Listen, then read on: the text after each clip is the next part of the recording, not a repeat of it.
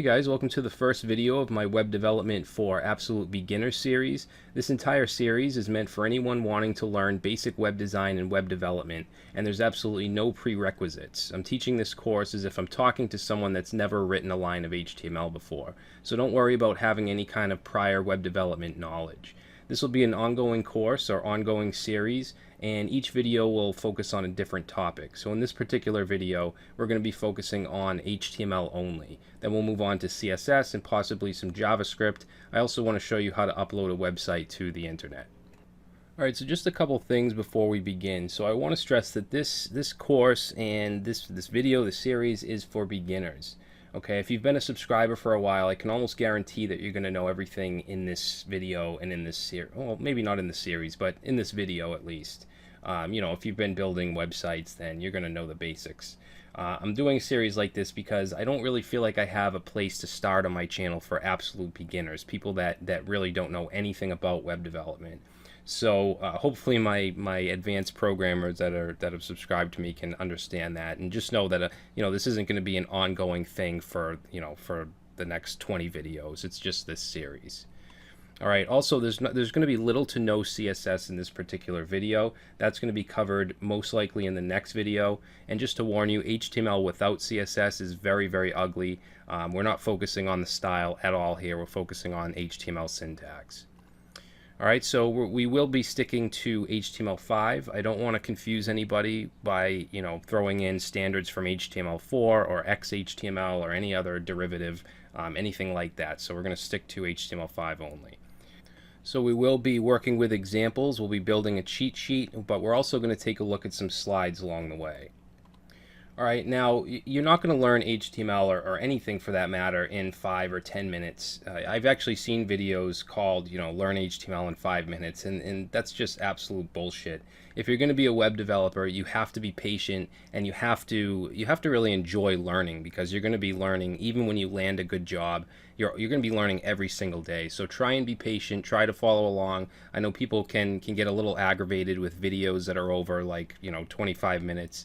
But if you're that impatient where you can't watch an hour-long course, then you're probably in the wrong profession. And I don't mean to sound harsh or anything, but I don't want to steer anybody down the wrong path. And I really do mean that wholeheartedly. All right, so enough with the preface. Let's go ahead and get started. So what is HTML? It stands for Hypertext Markup Language. And a lot of people just starting out don't realize that HTML is not a programming language at any level. It's a markup language for creating web pages and documents. Okay, HTML documents. One of the key elements of a programming language is logic. So you can have things like conditionals where you can say, if this is true, then do this. HTML, however, doesn't have any of that. HTML is used to just display and format elements of a web page. That may be a text paragraph or a heading, a bullet list, or an image, or many other things. It's strictly presentational. Just try to remember that. There's no logic. There's no actual programming. So an example of a programming language would be JavaScript or PHP or C#. These are intricate languages, and they're responsible for things like connecting to a database, for like an online store, something like that, user login, dynamic functionality, things like that. Now, with that said, that doesn't make any programming language more important than HTML. In fact, if you're getting into web development, HTML, at least in my opinion, is much more important, because HTML is the building block of the web. Every single site that you see outputs HTML to the browser, no matter what kind of advanced programming it uses on the back end. All right, you can build a website using just HTML and CSS. CSS, of course, is a styling language, and we'll get into that in another video. But you can have just an HTML site without any JavaScript or any PHP or anything like that. It will be purely presentational. You can't have like an online store or anything with just HTML, but you can have a basic business website with information about the company and so on. Now, it is harder these days to get a job with just HTML and CSS knowledge, but you can do it. There are still companies that are purchasing websites that are strictly presentational. Alright, so I don't want to spend too much time on this stuff, so let's move on to what we actually need to get started. So to get started building websites, you only really need two things. You need a browser to view the HTML, and you need a text editor to write the HTML. Now don't worry about what kind of computer you have. If you're on Windows, Mac, or Linux, it doesn't matter as long as you have these two things. Everything that I'm doing in this series and in this video is completely cross-platform. So for a browser, it can be whatever you want. I'd highly suggest Google Chrome. It's the fastest, and in my opinion, it's the best for any web developer. But of course, you can use Firefox or Safari, even Edge. Just please, for God's sakes, don't use Internet Explorer. If you're using something less than Windows 10, please download a different browser. Alright, so you can also use any text editor you want. Which one is up to you. You could even use Windows Notepad, but I wouldn't suggest it. You want to use something with line numbers and syntax highlighting, stuff like that. I'm going to be using an editor called Sublime Text, which is available for Windows, Mac, and Linux. So feel free to download it. I'm going to show you where and how to download it. I'm using Sublime Text because it's very simple, it's very light. When I'm working with other technologies and languages, I usually use something called Atom or Visual Studio Code, but I think that those are overkill for what we're doing here. So before we move on, let's go ahead and install Sublime Text so that we can start writing HTML. Alright guys, so you want to go to www.sublimetext.com to get this program if you want it. If you want to use something else, that's fine. Now this program is free to try. If you want to keep using it, I'd suggest buying a license. If you use it without a license, it doesn't have any limitations or anything like that. You're just going to get a pop-up every once in a while that says you should probably buy a license. Alright, so let's go ahead and download this. I'm going to click the big download button here. Alright, so once that's done, we can go ahead and open it. It's just going to be a simple installer for Windows, and of course you can grab this for Mac or Linux. So let's go through this. Default location is fine. I'm going to choose to add it to the Explorer context menu. What that'll do is it'll allow us to right click on an HTML file and say open with Sublime Text. So we definitely want that checked, and then we're just going to install. Alright, so it should be all set. Let's click finish. And now we should be able to open it up. I'm just going to search for it down here, my search bar, if it opens. And let's just see right here, Sublime Text 3. Okay, there's also Sublime Text 2, but 3 obviously is the newer version. Alright, so this is what a text editor looks like. I'm not going to go through all the features. I just want to strictly focus on HTML syntax. So now that we have our editor installed, we can go ahead and we can start to create our HTML file.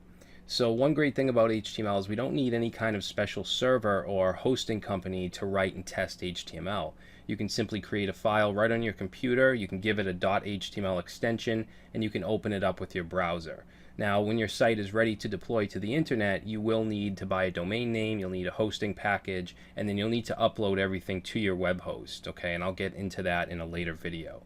But for now, we can build our site or build our cheat sheet locally without that stuff. So to create an HTML file, it has to have an HTML extension. You can call it whatever you want, you just have to end it with .html. This will allow it to be displayed correctly in a web browser. Now, one thing to remember is that your home page should always be called index.html. If you go to a domain like, let's say, www.something.com, and you upload a file called index.html, that's the file that's going to show on that root domain. Okay, if you upload a file, let's say about.html, that's going to show when you go to something.com/about.html. So the index file will always be the root file or the home page, unless of course you're messing with server settings and you change it, but by default that's the behavior. It's going to look at index.html. Alright guys, so we're going to go ahead and create our first HTML file. Now I'm going to put this in a folder, so I'm going to create a folder and I'm going to call this HTML cheat sheet. Okay, and then inside that folder, let's create a new file by going to new text document, and we're going to call this index.html.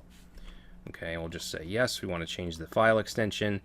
And notice that mine has a Chrome icon by default because Chrome is my default browser, and that's what opens up the HTML files. Yours may be different. Now, if you're using Windows, you may have an issue where you don't see the .html. Okay, if you're not seeing that, what you want to do is you want to go to View, Options, change folder and search options. All right, you want to go to View, And then down here you want to uncheck hide extensions for known file types, okay? You want to make sure that's unchecked and then click apply. And then you're going to see the extension, and it may say something like index.html.text. Just make sure you get rid of the .text. All right. I'm sure most of you know that, but just in case there's people that don't. All right, so what we want to do now is we want to open this with Sublime Text. So we can actually just right click and say open with Sublime Text. Let me just bring it over. It opened up on a different screen. And that's going to open it up. You can see up in the tab it says index.html. Now another thing you could have done is you could just go to File, Open, and you could find that on your computer, that HTML file, and open it. Alright, so now that we have that open, what I'm going to do is just type in hello world here, just text, no tags or anything yet. And you want to make sure you save it, so you can either go to File, Save, or you can just hit Control S, which is what I would suggest. It's much quicker. And then it saves. Okay, now what we want to do is open it up. So let's go ahead and let's open it up with Chrome, and that's the default. So all I have to do is double click. And then that's going to open it up in the Chrome browser, and you can see it says hello world. Alright, so even if we put just text in here with no HTML tags at all, it's still going to show the text in the browser. Alright, now what I'm going to do is just snap this to the edge here, and then we're just going to open up Sublime Text on this side. Okay, I'm going to make Sublime a little bit bigger than the browser for now, just so we can see everything, all the code. And I just want to talk a little bit about HTML tags. So an HTML tag is the basic building block of any web page. Different tags format the way that information in text is displayed. So element names are surrounded in angle brackets or greater than and less than symbols. And tags usually come in pairs. One's a start tag, one's an end tag. If we look over here, we have the start tag, the end tag, and then we have content in between. Alright, in this example here, we have about us as the content or the text, and it's surrounded in H1 tags, which stands for heading 1. And I'm going to get into the specific tags later on. Alright, here's another example with a paragraph tag, and we just have the text. This is a paragraph. Now, notice with the BR tag here, there's no opening and close. It's just one tag. This is called a self-closing tag. And these are basically tags that don't have any content within them. Okay, notice that the slash is actually after the element. Okay, so BR slash, it's after. And this is an XHTML style, so we don't really need to do this in HTML5. You can if you want, but you can just use simply BR, okay? And BR is a line break tag, so it's just basically going to push it down a line, and there's no reason to have any content like this inside of a line break, so that's why it's considered a self-closing tag. Alright, now there's a very specific structure to an HTML document. So this is a quick diagram I just want to look at. You'll see that everything is surrounded in HTML tags. We have the start and ending tag. Inside that we have a head area and we have a body area. Now the head has nothing to do with the output that's in the browser. The head has things like the page title. It has things like links to CSS files and JavaScript files that you want to use. Metadata such as the description and keywords, things like that. The description and keywords are actually used by search engines like Google so that it knows some more information about what's actually on the web page. Alright, and then in the body we have the actual markup that's going to display in the browser, so headings, text, images, things like that. Now this is an example of a very simple web page. Notice that we have the HTML tags, the head, the body. We also have this thing at the top. This is a doc type, and it's not technically an HTML tag. It's just a declaration, and it should always be the first thing on the web page. And what this does is it tells the browser what type of HTML this is actually written in. Now this is the standard doc type for HTML5. Okay, let's take a look at some of the other ones. So as I said, this is HTML5. If you were using HTML 4.01, it would have to be a doc type like this, and you start getting into different types, whether it's strict or transitional, and it can get very complicated. Same thing with XHTML. I'm not going to get into that because I don't want to confuse you guys. We're going to just stick with HTML5. Just know that other doc types are a lot more complicated. Alright guys, so we're going to get started on the structure of our HTML document. So I made this bigger so there's no doubt that you guys can see this. I'm going to get rid of the hello world here, and like I said, the first thing we want to put in here is the doc type. So we want to put an angle bracket or a less than, and then an exclamation, and then we just want the word doc type, usually in all caps, and then HTML, and then the closing bracket. Okay, so this is the official doc type for HTML5. After that, we want to put in our HTML tags. Okay, that's going to wrap everything. Now notice in Sublime, when I put the angle bracket, and then as soon as I hit the backslash, or I'm sorry, the forward slash, it actually gives us the ending tag automatically, so we don't have to type it out. All right, another thing we can do is, let's say for the head tag here, we can just put the text head and click tab, and it'll give us both the beginning and the end tag. All right, so just a helpful shortcut in Sublime, and most text editors at that. All right, so in addition to the head, we need the body, so let's go ahead and put the body tags in.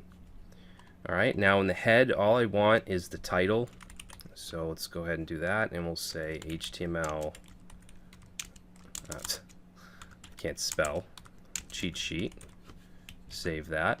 And then over here I'm going to reload, and notice there's nothing in the actual browser here because we have nothing in the body. But if you look at the tab, you'll see it says HTML cheat sheet. Okay, so whatever we put in the title here is going to show in this tab. Now, a lot of times when you're building websites, you're going to want to see the exact source code that's running in the browser, and for that we can do a Control U. And this is going to show us the exact HTML that's being parsed. Now, what we're doing here is building just a static HTML site, so it's going to look exactly like this. But when you're using languages like, let's say, PHP, where you have dynamic programming that's kind of generating the HTML for you from variables and things like that, this is very helpful because you can see the exact HTML that's being parsed, and you can't see it in your actual code. Alright, so another thing that is very helpful in Chrome and other browsers is the developer tools. So if we hit F12, we get this little console down here, and there's different things here. There's the JavaScript console, there's networking, so you can see what pages are loading and so on. There's a lot of advanced stuff here, but for now we're just going to look at the Elements tab, which just shows the HTML. We don't have anything in the body, but if we did, we could hover over things and it'll actually give it a highlight up here. Which is very helpful, and you can even edit stuff down here, which I might get into later. All right, it's not going to stick if you edit down here, but it will for until the page is refreshed. So let's go back to our body over here, and we're going to start to look at some tags. So we're going to start with headings. Now, before we go into tags, I just want to mention comments. So with HTML, you can have these comments with the less than, exclamation, and then 2 hyphens. And then let's give this a comment. We'll just say, this is where our headings are going to go. And then we want to end the comment with double hyphen and then greater than. Now this is not going to be parsed by the browser. If I save this and reload, you're not going to see it show up here because it's a comment. Okay, it's treated as, it's just for the developer to see. Alright, now when it comes to headings, there's 6 different tags we can use. We have H1 through H6. Alright, so let's go ahead and put an H1 in here. And I'm just going to say heading 1. And save, and let's reload, and notice that it gives it a bigger text. Okay, so the browser by default has some core styling in it, and an H1 is going to make the text bigger. It's also going to add some padding around the edges so that the next piece of content will be pushed down a little. Alright, so that's an H1, and that's the biggest heading there is. Okay, so let's take a look at an H2. So we'll say heading 2. Let's save that. And you'll see that it's a little smaller. And notice the padding in between the two. Alright, so what I'll do now is just copy this, and let's do 3, 4, 5, 6. Okay, so this will be an H3, 4, 5, and 6. This will be 3, 4, 5, and 6. And then I'm just going to change these as well. Alright, now I want you guys to have this to look back on if you need it. Whoops, 2, 3, 4, 5, and 6. Alright, so let's go ahead and save and reload the browser, and you'll see the different sizes of the headings. Now you can change the sizes of these texts through CSS, which we're going to get into probably in the next video of the series, where we can change the font, we can change the size, whatever you'd like. You could even make all of these headings the same size through CSS. Alright, so the next thing we're going to look at are paragraphs. So let's put a comment here. We'll say paragraph. And a paragraph is just P. Okay, it's just a P tag. Now I'm going to give you a little hint in Sublime. If you ever want to generate dummy text, which is just kind of just sample text to use for development, you can actually just type in lorem, the word lorem, and then tab.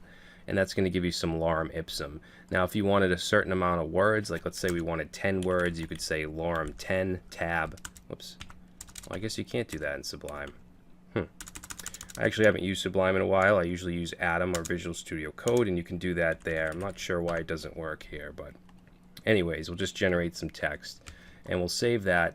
And a paragraph, just like the headings, has some default styling. Okay, so for one, it has a display block, which means it's a block level element. So if we were to take another paragraph and go ahead and paste that in and reload, you'll see that it's automatically on a new line. It also has some margin. Okay, it has, I believe, 1 EM of margin, or 1 M.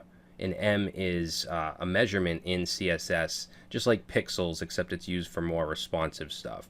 So if we hit F12 and look at the developer tools, I'm just going to make this a little bigger, and we look down in elements, now you can see we can hover over everything and it'll show us it up top. And if we look at the paragraph here, and I just click on it, over here you'll actually see any CSS or any styling that is associated with this particular paragraph or whatever tag we're hovering over. And when you see this user agent style sheet, this is the default browser styling. So you can see a paragraph is displayed as a block, so it's block level, and then it actually has some default margin. Now, I'm not going to talk about margin and padding and stuff too much in this video because this is strictly HTML. Margin and padding is CSS. Okay, so this is going to be very little to no CSS in this video. But just know that margin is spacing around the element. Okay, and you'll see that there's this before and after is actually the top and bottom. So that's why you see this space right here. It's actually 1M, okay, or 1EM, which is a measurement in CSS. So we do have margin on the top and bottom by default, okay, and then 0 pixels on the start and end, which is the left and right of the paragraph. And it even gives us a little diagram here. You'll see we have the paragraph, and if you look up in the body, it shows it highlighted, padding, which there isn't any, border, and then the margin, and you'll actually see the margin highlighted up above. Okay, so this is really helpful. Again, I couldn't imagine doing web development without the Chrome tools. Now, tags can either be inline or block level elements. So inline tags or inline elements do not start a new line when you use them. Okay, they take only the necessary width they need. Block level elements, however, start a new line and they take the full width of that line. So if this is confusing, don't worry about it. I will give you some examples. Block level elements include tags like div, heading, or headings, sorry, H1 through H6, paragraphs, form. Inline elements include spans, images, links, and I'm going to go over all this stuff in a little bit. But just know that some tags are block level, some are inline. So let's go into our paragraph here, and I'm going to add some other tags here, okay? And these are all going to be inline. They're not going to make us start a new line when we use them. So let's take a look at strong, okay? So strong is basically you want to surround something and say that this text should be strong in some way. Now, by default, it's going to be bold. So if we save this and I reload, you'll see that the text we surrounded the strong tags with is actually going to be bold by default. But that doesn't necessarily mean that it has to be bold. You can grab onto this from within your CSS and you can change the font size, you can make it italic, whatever you want to do. Just know that it's a semantic tag for making the text stick out. Okay, and this is usually this will usually replace the old bold tags, which are not semantic at all and not recommended anymore. Okay, same thing with EM. Okay, so EM is for emphasize. Okay, so let's surround this text right here with EM, and we'll save and reload. And again, by default, it's going to be, oops, let me put a space there. By default, it's going to be italic. Okay, so you'll see right here. But again, you can grab onto this in CSS and you can change it to whatever style you want. It just basically means that this part of the document should be emphasized, or this text should be emphasized. Alright, so now let's take a look at links. So what I'm going to do is let's go to the second paragraph here, and let's say we want to wrap this text in a link to go to either another page on our site or an external website. So a link is actually an A tag. So let's say A, and we're going to give it an attribute, and I'm going to talk about attributes in a second. Okay, but let's surround this text here. Alright, and then if I save that and reload, notice over here we now have this text as a link. Now, the href attribute is going to be the location that we want this link to open. And this could be either local, it could be, let's say if we had an about.html page on our site, or it could be external. So if we want to put HTTP, we'll say google.com. And if I save that, we go over here and we click on that link, it's going to open google.com. Now notice it opens it on the same page. Usually when you have an external website, you don't want the user to just leave your site like that. So what you could do is you could add another attribute called target, and one of the values for this is _blank, and that's going to open up a new tab with this site. So if we save, reload, and click this, notice that Google opens on a new tab and we still have our site right here. Okay, so it stops the user from having to leave your site. Okay, and you usually only want to use target blank if it's an external site. If you're going to another page on your website, you don't want that to happen. You don't want all these tabs opening up when you're just navigating the site. So all HTML tags can have something called an attribute or multiple attributes, and what they do is they provide more information about a certain element. For instance, the href provided in the link, what we just did, we created an A tag with an href. And what the href does is, as you saw, is it opens up or it directs it to a certain location, a certain website link. Okay, we also provided the target attribute, which is not required, but it still allowed us to make it so that the link opened in another tab. All right, now attributes are always placed at the start tag, and they're always formatted as key value pairs. Okay, the actual attribute itself, such as href or target, as we saw, that's the key, and then whatever the value is. All right, so we have the attribute name or the attribute key, and then the value. Now the value is always going to be in quotes. You can use double quotes or single quotes. I would suggest double quotes because that's usually what's used. That's most popular. All right, guys, so let's get back to our HTML. So we're going to go below the paragraphs that we just created, and now I'm going to show you something called a list. Okay. So there's basically two kinds of lists. There's an unordered list and an ordered list. So let's start with an unordered list, which is a UL tag. So in the UL, we need to have list items. Okay, a list is basically like a bullet point list. So each list item is going to have an LI tag.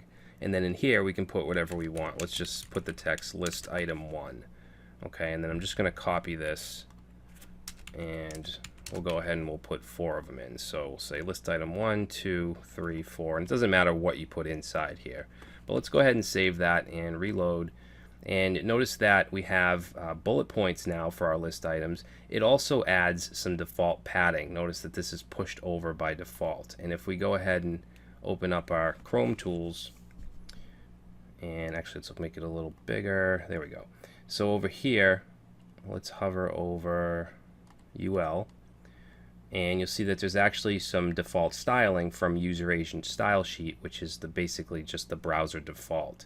So it's displayed as a block. Okay, it has a list style type of disk, which you can change within the CSS if you want to have a different kind of bullet point. It adds some margin. Okay, actually, yeah, it adds margin before and after 1em, and then also adds 40 pixels of padding on the start, which is the left. Okay, so it pushes it over 40 pixels. And of course, you can overwrite this from within your CSS if you want to change that. You can also remove the bullet points. You can do whatever you want as far as styling, but we're not getting into that just yet. All right, so that is an unordered list. Now we also have an ordered list, which is an OL tag. So what I'll do is just copy this, and I'm just going to change it to an OL instead of a UL. Okay, we'll save that, reload, and notice that the ordered list now gets rid of the bullet points and replaces it with the numbers. Okay, so it'll automatically add numbers to your list. Now, unordered lists are usually what's used for website navigation. When you see a nav bar up at the top, that's usually just an unordered list. It's just styled so that the elements float to the right. They're displayed inline, and it has some really nice background colors and things like that. But as far as the HTML goes, it's usually just a simple list. All right, so next thing we're going to look at are tables. So let's put a comment here, and we'll just say table. So it's going to be a table tag. All right, and there's quite a few tags that go into building a table. So we have table, and then we have a head, an area for the heading, and then an area for the table body. So we say T head, okay, and then we're going to have T body. Now in the heading is where we're going to put the row that has, like, you know, if we're going to have a name, email, and age column. All right, so these will be the headings of each column. So we're going to put a TR. Okay, TR is table row, and then each heading is going to have a TH tag. All right, so this will be, let's say, name. We'll put another one. This will be email, and let's say age. Okay, so these are the headings. Now if I save this and reload, this is what it's going to look like by default. Now I'm going to do something here because I don't want you guys to have to keep looking at the bottom of the screen. So what I'm going to do is just put in a div right here with a style attribute. You don't have to do this. I just want to move this stuff down. I'm just going to put a margin top of 500 pixels. All right, and that's just going to make it so that I can put this so you guys can look in the middle now, not at the bottom. All right, so back to our table. We have our T head with our table row and our headings. Now we want another TR.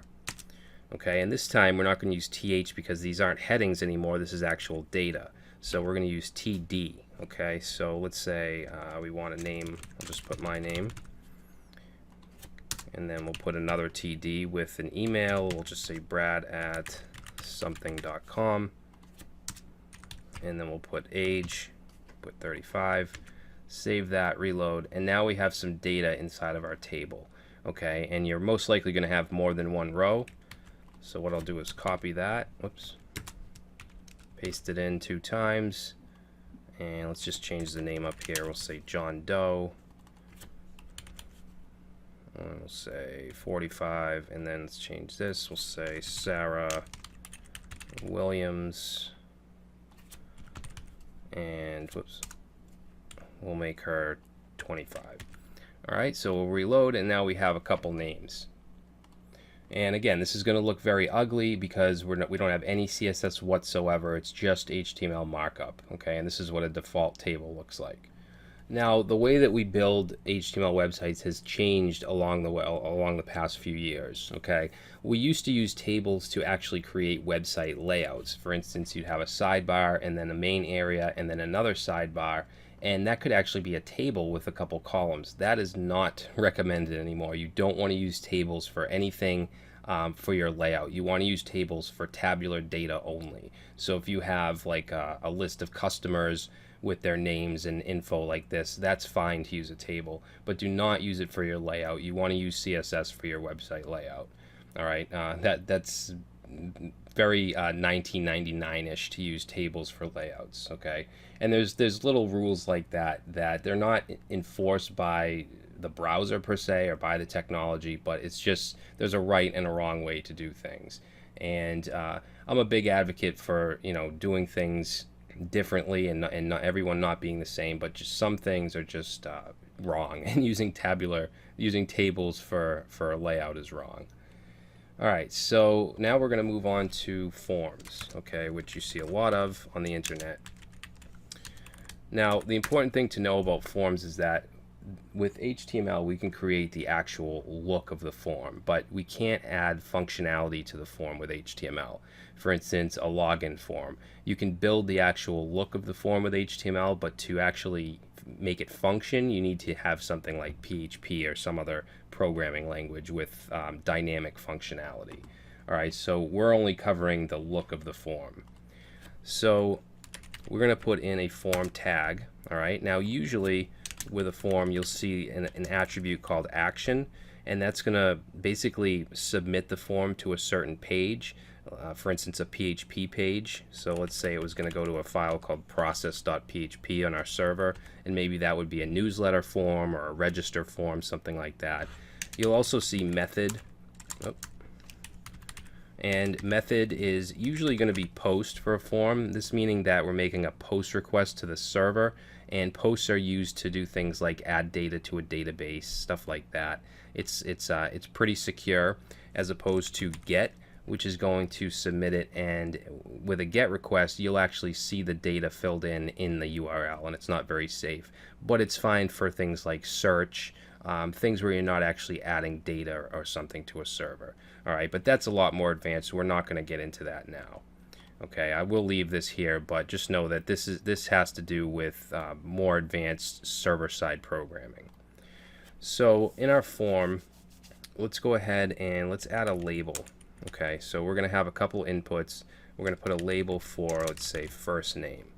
All right, and then under that, let's put an input tag. So an input is going to have an attribute called type because there's a lot of different inputs. This is actually going to be a text input, okay, which is probably the most common. And then the name attribute has to do with, again, server-side programming. If we were submitting this to a PHP file, this name attribute is how we would grab the value of this form that's submitted. Okay, so it's not going to make any difference to us what we put here, but I'm just going to put first-name. All right, so let's go ahead and save that and reload, and this is what we get. Now this is awfully close to the table, so what I'm going to do is put a line break here.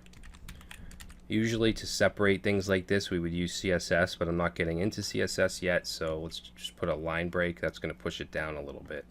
All right, we also have an HR tag, which I haven't talked about yet, which is a horizontal rule, and that gives us kind of a line in our page. So if I reload, you'll see we now have a line that goes across the page. I'm just going to put another BR under it as well.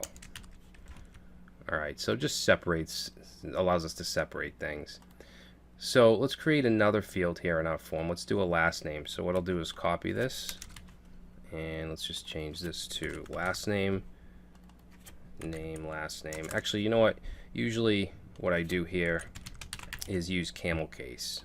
So we'll go like this instead of the hyphen. And camel case is basically starting it with a lowercase, and then every word after that is going to be uppercase. So now we have a first name and a last name. If I reload, you'll see it down here. Now, labels and inputs are both in line. That's why they're on the same line here, and they only take up the amount of width that element takes up. Usually you'll have form fields, on separate lines. So what I'm going to do is wrap them in a div, because remember, divs are block level elements, so that'll actually put it on the next line. All right, so let's do that, and then we'll put a div here, wrap that around both the label and the input. Okay, so now if we reload, now they're on separate lines. They're still pretty close together. Like I said, we would use CSS to add some padding there, but I'm just going to put a line break in between the two. Okay. All right, so let's look at some of the other types of field. Now you may want an email. Actually, let's put a line break there. So for email, you could, of course, use text. Let me just change this. You could use text, but with HTML5, we now have a type that we can use called email. And that'll actually add a little bit of validation without having to add any JavaScript or anything. If we try to submit our form and it's not a valid email address and we have the type of email, it's going to give us a little error that pops up. All right, so you want to use type email when you're dealing with an email address. All right, so let's copy that, and let's put let's say message. So what I want to do here is I want to use a text area, which is kind of like a bigger text input. So for that, we don't actually use an input tag. There's an actual text area tag. Okay, so we'll go like that. And usually your text area, if you're submitting to to a server-side file, you'll have a name, so we'll call it message. All right, we'll save that, reload, and now we have a text area. Okay, and you can actually make it bigger and smaller with this little control here. Another field that that you'll see quite a bit is a select list. Okay, so for that, I'm just going to copy this div.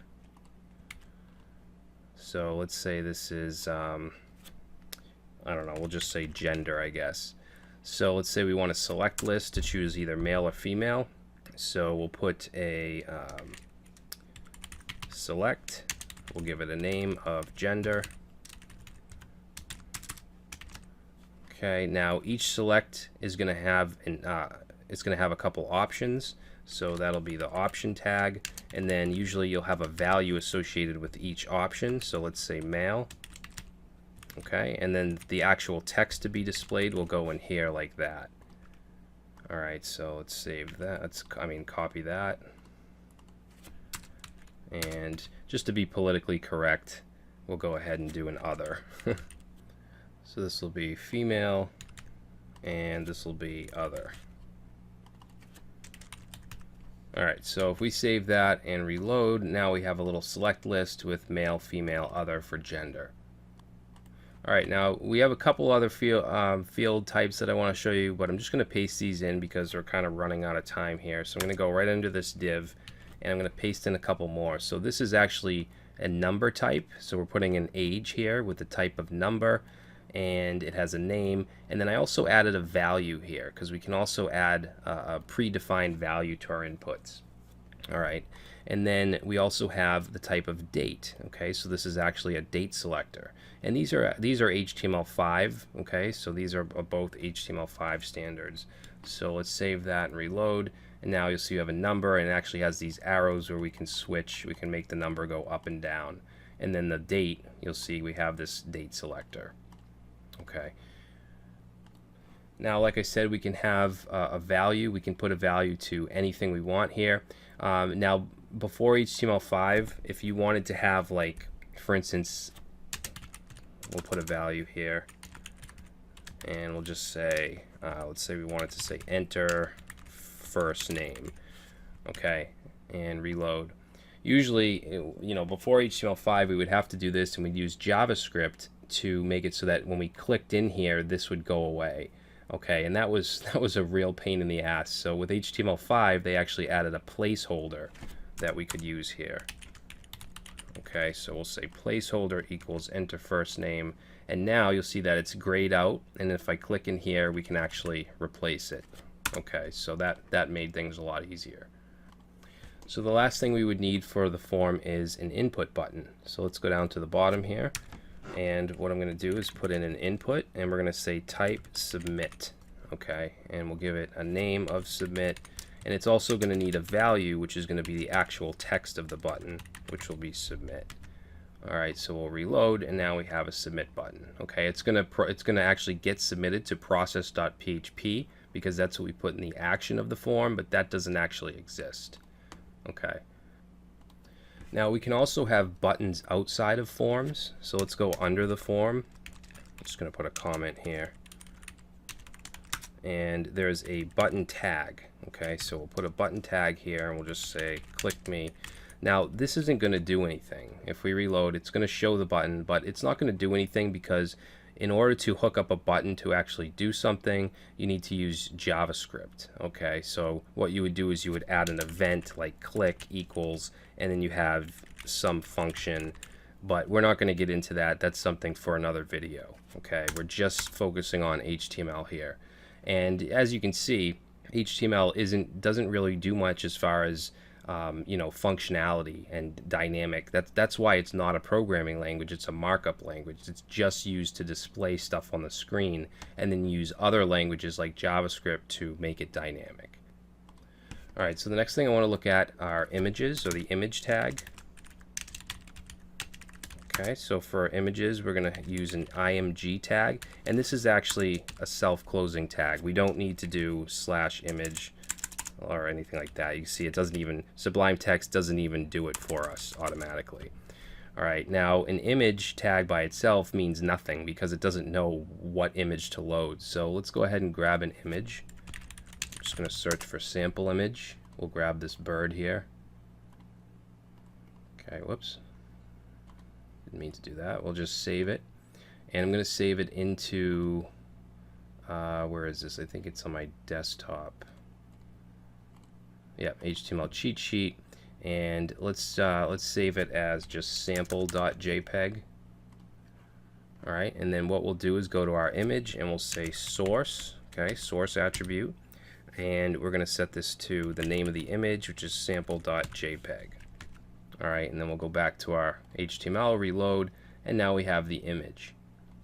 Now the reason it knows where to look is because this is actually in the same folder as our index.html, so we don't have to put any folder names or anything here. So what I'm going to do is open up our folder, and you can see that it's in the same file, it's in the same directory. So usually when you build websites, you'll have a folder called images or img or something like that, and then you'll have your images inside there. Now if I reload, it's not going to show the image because it's looking in the root here, but it's really in the images folder. So what we would have to do is change the location here to go to images/sample.jpg, and we reload, and now it's back.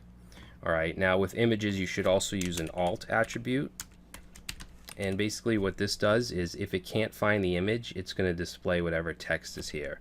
So let's just say my sample image. Okay, now if I save and reload, we're not going to see any difference, but if for some reason it can't find the image, let's just change the name and save and reload. Now you'll see that it'll display the text. So you have a way to kind of show what this image is, even if it doesn't load or it can't find it. All right, let's just change that back. All right, now there's also a width and height attribute you can use in HTML. Usually I would suggest using CSS to do this stuff, but it is available. So let's say we wanted this to be, let's say 200 pixels, and reload. It'll change it to 200 pixels. Notice that images are also inline, that's why it's not on a new line. So what I'm going to do here is just put a line break. Oh, we have to put another. Oh, I put it below the image. All right. And notice that the height is set to auto. Okay, so the height is auto, so the image still looks good. But if you wanted to change the height up, you could do that as well. So let's say change it to 50 and reload, and it'll distort it, but it will change it to what you set it to. But I'm just gonna keep the height. I'm just gonna get rid of the height so it's auto.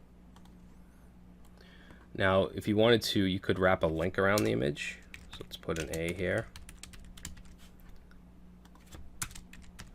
Alright, and then you could actually point to the location of the image. So we'll just grab this, put that in the href, and reload. And now if I click on the image, it's going to open it up in the browser. Okay, browsers don't just open up HTML files, they can open up other types such as an image. Alright, so we're almost done with the basic HTML tags, and I want to move on to HTML5 semantic tags, but the last thing I want to show you is quotations. Okay, so we have different quotation elements we can use. I should say quotations. And those are block quote, abbreviate, and cite. Okay, so let's start with block quote. And this is usually used just for that, for some kind of quote. So let's put in block quote tag. And this takes an attribute called cite. And this is going to be from, from where the quote comes from. Let's say it comes from traversymedia.com, and we'll just put some sample text in here. I'll say lorem tab, and we'll save that, and you'll see that it does add a little bit of styling. It gives it some padding and pushes it to the middle a little bit. It's not going to show the actual site. Okay, if we look at the source code, it will. So if we go down right here, you'll see it does show it here. Alright, and you can style this however you want from within CSS. We also have the ABBR tag, or abbreviation tag. So let's say we have a paragraph here, and we'll say the www is awesome. All right, now this we all know stands for World Wide Web. So what I'm going to do is just wrap this in an ABBR tag, and we're going to give it a title, and we'll say World Wide Web. Okay, so it's used for abbreviations. So let's go ahead and save that, reload, and now notice that it has an underline, and if we go and we hover it, it'll show us the full title. Okay, we also have a cite tag. Okay, CITE. So let's put another paragraph here, and let's say HTML crash course by Brad Traversy. Okay, and then we'll just wrap HTML crash course in a cite tag. Okay, we'll save that, reload, and it gives us this italic style here. All right, and it's semantic to let the browser know that this is something that's being cited. All right, so those are the basic HTML tags and elements. Now what I want to do is talk a little bit about HTML5 semantic tags. So the HTML5 semantic tags clearly describe their meaning to both the browser and the developer. So if we look over here, these are the tags that were added, and this is kind of a diagram of what you would use these for. Okay, you use them to kind of lay out your website. So we have header, which obviously would be the header. You'd usually have your logo, things like that, your social media links. Then we have the nav tag, which would be your nav bar. Section, okay, section would describe like the copy text or something like that on your home page or whatever. And then if you have like a blog, you could have an article tag around each post in the blog. A side has to do with just like sidebar content, all right. And then you have the footer, which is going to be your your copyright or your privacy policy links, things like that. Okay, so HTML5 created these tags to kind of structure your document even further. Alright guys, so what we're going to do is we're going to create a new HTML page, and we're going to use these HTML5 semantic tags to map out our page. So let's go to, let's see, HTML cheat sheet folder. We have our index page, but I'm going to create a new text document, and I'm going to call this blog, blog.html. Okay, so we'll say that this is kind of a, like a blog page or a news page, something like that. So let's open that up with Sublime Text. Just bring that over. All right, and just like with the index page, we need to have our doc type, our HTML head tags, things like that. Now with Sublime Text, there's actually a shortcut we can do, and that's to do HTML tab, and it'll give us kind of a default structure. So just a nice little shortcut. Now in the title, let's just say, we'll just say my blog. All right, we're going to add some other stuff in the head in a little bit as well, but let's go ahead and start with our HTML5 semantic tags. So first thing we're going to do is have a header. All right, and in the header, we're just going to have an H1, and we'll just say my website. Okay, again, this is going to look very ugly because we're not using CSS, but just structurally, you want to have your header at the top. All right, then what we'll do is have a section. Okay, so this would be like the main area of the page. So if this were like an about page, we could have a couple paragraphs about the company or whatever. This is a blog page, so what we're going to do is we're going to have some article tags, and then in each article will be each blog post. Okay, so let's go ahead and put an H3 here. That would be the title. We'll just say blog post 1. All right, and then a tag that I haven't showed you yet is the small tag. And small is usually used for like create dates, things like that, just like sub content. So let's just say posted by Brad on July 17. Okay, so let's save that and take a look real quick. So we're going to go up here in our browser, and we're going to just change index.html to blog.html. All right, and that's what it's going to look like, and by default, the small tags will actually make the text smaller. So let's put the actual post, which we'll put inside of a paragraph. So I'm going to type lorem tab, gives us some sample content. All right, and then usually on your main blog page, you'll have more than one article. What I'm going to do is I'm going to give this a class of post. Okay, so each article will have a class of post, and then let's just copy this, and we'll just paste in a couple more. Okay, this one will be blog post 2 and blog post 3. All right, so if we save that, reload, now we have a couple blog posts. You may also have a link at the bottom of each one that goes to the full post. So let's just put we'll put an A tag, and it would go to something like post.html or something like that, and then we'll say read more. Okay, and then let's just copy that, put one here and here. All right, and since a paragraph is a block level element, it's going to go on to the next line. Even though an A tag is inline, since the one before it is a block level, it's going to push it to the next line. Now, you may want to have some kind of sidebar on your page with, like, let's say the blog post categories. So what we'll do is go outside of the section, and we're going to put a side or a side, whatever you want to call it. Okay, and then in here, let's say these were categories, so we'll put an H3, we'll say categories, and let's put a UL with some LIs with some links. So let's say this, we'll just put these to go to a number sign, which basically just means the same page we're on. It's not going to go anywhere. So we'll say category 1. We'll copy that. And we'll say category 2 and 3. And we'll save it, reload, and now we have our categories. Now usually you'd use CSS to probably float these to the side rather than have them down here, but that's something we'll get into later. Alright, now usually when you have some kind of navigation, you want to use the HTML5 nav tags. So what we would do is just surround the UL in the nav, okay? And we can grab onto this within the CSS and style it if we want. And then finally we're just going to have the footer. So let's go outside of the aside and put in a footer tag, and we're just going to put a paragraph. We'll say copyright. Now within HTML you also have these entities you can use, or symbols, and there's different codes for each one. So for a copyright we can do ampersand copy semicolon, and that'll give us a copyright symbol. Alright, we'll say 2017, and we'll just say my website. Okay, we'll save it, reload, and now we have copyright 2017 my website as our footer.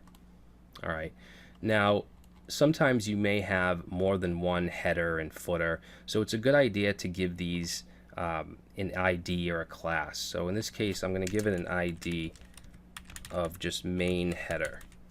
Okay, and same thing with the footer down here, we'll give that an ID of main footer, because some people might actually use, for instance, the title of a blog post, the title and the date and stuff, they might wrap that inside of a header. It doesn't necessarily mean it has to be your main website header.